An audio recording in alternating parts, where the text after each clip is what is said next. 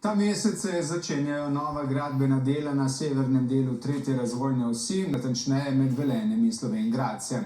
Dars je namreč podpisal novo pogodbo vredno dobrih 55 milijonov evrov, med drugim za izgradnjo viadukta Škalsko jezero ter tunel Konovo. Kljub temu pa hitre ceste, na katero Korošci čakajo že 2 desetletji, do obljubljenega leta 2027 ne bo. Nove časovnice izgradnje prav tako še ni. Ob gradbišču Jenina so tako pripravili protestni shod, na katerega je prek družbenih omrežij pozivala predvsem največja opozicijska stranka SDS.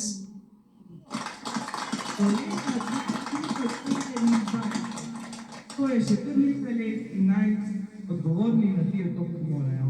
Na vseh ostalih odsekih, kjer dela še ne potekajo, pridobivamo gradbeno dovoljenje, razen na pododseku A, kjer čakamo še na odgovor ministrstva, ali je potrebno iti v spremembo okoljevarstvenega dovoljenja.